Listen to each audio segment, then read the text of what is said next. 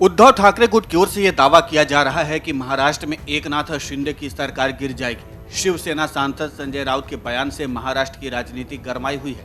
संजय राउत के बयान पर राजनीतिक हलकों से तरह तरह की प्रतिक्रियाएं आ रही हैं। ऐसी संभावना है कि महाराष्ट्र में चल रहे सत्ता संघर्ष पर सुप्रीम कोर्ट का फैसला जल्द आ सकता है।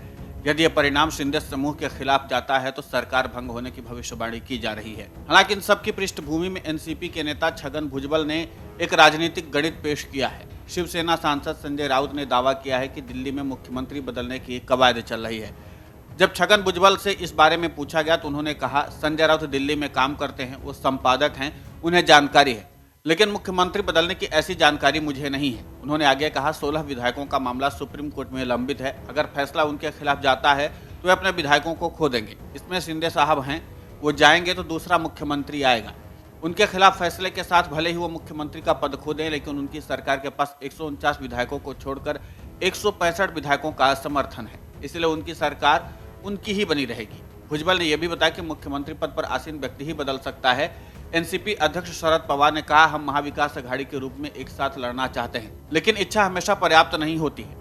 उनके इस बयान के राजनीतिक असर भी हो रहे हैं। मोर्चे में नाकामी की बातों ने जोर पकड़ लिया है। इस पर छगन भुजबल ने प्रतिक्रिया दी है। उन्होंने कहा कि इसका मतलब ये मत निकालिए कि गठबंधन टूट जाएगा। वहीं शिवसेना उद्धव गुट के नेता संजय राउत ने इस बारे में बात करते हुए कहा, सब अपना अपना गणित पेश कर रहे हैं, लेकिन हम नतीजे का इंतजार कर रहे हैं। राउत ने कहा, मुख्यमंत्री उनके 40 लोगों की फिलहाल जो हुकूमत है वो अगले 15 से 20 दिन में खत्म हो जाएगी।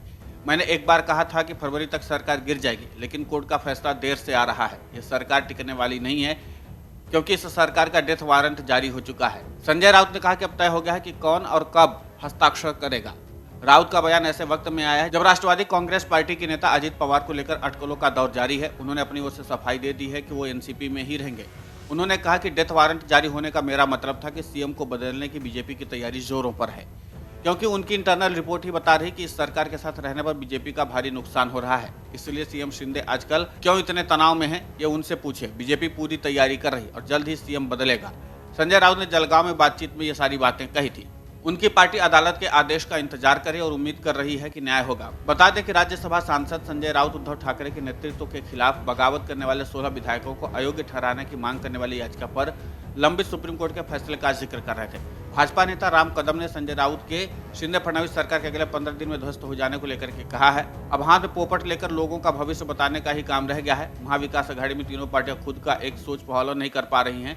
उद्धव ठाकरे के पास बचे हुए नेता भी शिंदे की शरण में जा रहे हैं। कुल मिलाकर के ये है कि दोनों ही तरफ से एक दूसरे के ऊपर आरोप प्रत्यारोप लगाए जा रहे हैं, लेकिन देखना दिलचस्प होगा कि आखिर सुप्रीम कोर्ट का फैसला किसके पक्ष में आता है। Video desk अमरुजाला.com।